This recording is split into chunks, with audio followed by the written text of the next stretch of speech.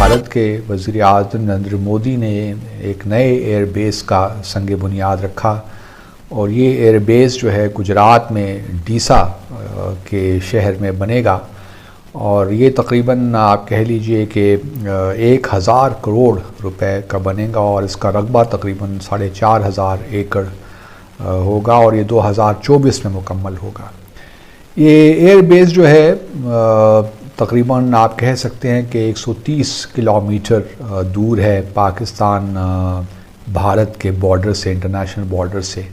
اور یہ پہلا ایئر بیس نہیں ہے گجرات میں۔ جہاں تک میری معلومات ہیں اس سے پہلے بھی گجرات میں 2 ایئر بیسز موجود ہیں، ایک بھوج میں اور ایک نالیا میں۔ تو یہ تیسرا ایئر بیس گجرات میں موجود ہے، اور جب پرائم منسٹر نے اس کا سنگ بنیاد رکھا تو اپنی تقریر میں یہی کہا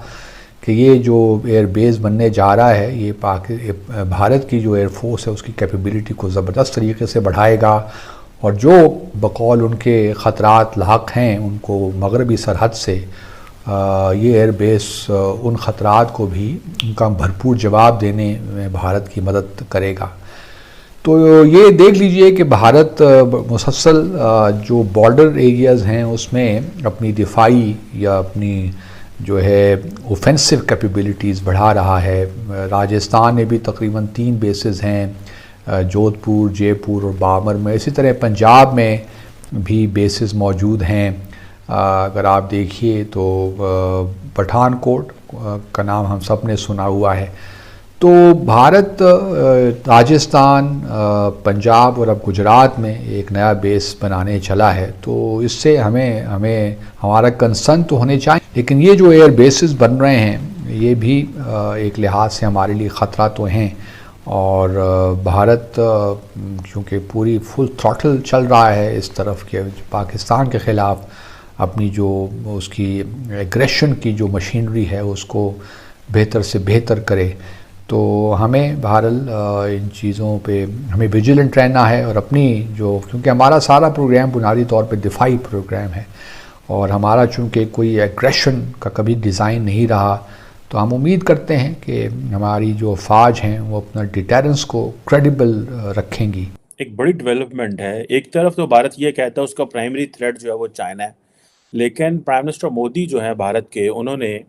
ایک نئی ایئر بیس کا افتتاح کیا ہے، اور جو کہ سمجھ لیں کہ اب پاک افغان انڈیا کے بارڈر کے جو اوپر ہے وہ بیس بن رہی ہے،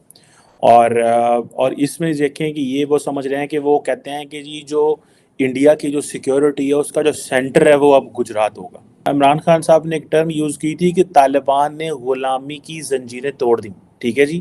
جب سے طالبان نے غلامی کی زنجیریں توڑی ہیں اور امریکہ افغانستان سے گیا ہے، پاکستان میں جو دہشت گردی کے واقعات میں 51% اضافہ ہوا ہے۔ طالبان نے کہا جی کہ ہمارے جو یہ جو ٹیررسٹ اٹیکس ہو رہے ہیں، ٹھیک ہے جی، پاکستان میں گو کہ وہ کہتے ہیں کہ جی ہم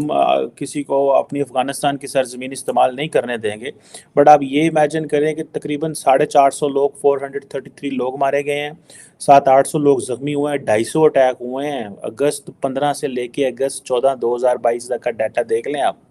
ٹھیک ہے۔ اب یہ اسلام آباد بیسک تھنک ٹینک ہے، Pakistan institute of peace studies PIPS جو ہے، ان کا یہ ڈیٹا ہے۔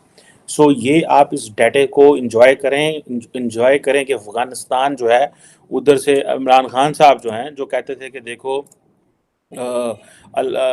ہاں طالبان نے غلامی کی زنجیریں توڑی، مجھے تو لگتا ہے طالبان نے غلامی کی زنجیریں ہمارے لیے توڑی ہیں کہ اب ہمیں وہ ماریں گے، ہمیں سزائیں دیں گے، ہمارے لوگوں کو وہ جو ہے وہ قتل کریں گے۔ اب آپ امیجن کریں کہ اگر 450 لوگ مارے گئے ہیں، 250 اٹیک ہو گیا ہے، سال میں 365 دن ہوتے ہیں، تو مجھے یہ بتائیں 365 دنوں میں سے 250 دن تو آپ کے اٹیک ہو رہے ہیں آپ کے ملک کے اوپر، ٹھیک ہے جی۔ اور اگر آپ اسی سے جو ہے وہ اس سے پچھلے سال چلے جائیں، یعنی کہ 2020-21 میں چلے جائیں، تو 165 اٹیک ہوئے تھے، ٹھیک ہے جی، 295-94 کے قریب لوگ جو تھے وہ مرے تھے۔ اس دفعہ 100 اٹیک زیادہ ہو گیا آپ کے اوپر، ٹھیک ہے جی۔ یہ جو ہے اب آپ امیجن کر سکتے ہیں کہ ویئر ڈو وی اسٹینڈ، ٹھیک ہے جی۔ طالبان کی ہم نے وکٹری منائی، وکٹری منانے کا یہ فائدہ ہوا کہ وہ انہوں نے چڑھائی ساڑھے تک آتی، ٹھیک ہے جی۔ یونائٹڈ نیشنز ہائی کمیشن جو ہے ریفیوجیز کا، وہ یہ کہہ رہا ہے کہ 3 لاکھ افغان جو ہیں وہ پاکستان آ گئے. یہ طالبان ٹیک اوور کے پروسیس میں 3 لاکھ افغانی پاکستان آئے, 3 لاکھ. اس سے پہلے آپ چلے جائیں تو لاکھوں افغان جو ہیں وہ پہلے دنیا مانتی ہے کہ 1.3 ملین جو ہے وہ پاکستان میں ہے. ٹھیک ہے, ہم طالبان کو اور افغانیوں کو جو ہے وہ سمجھے ہوئے ہیں کہ انہاں دا کی یہ جدو مرضی بڑھ جو انہاں دے ملک وچ.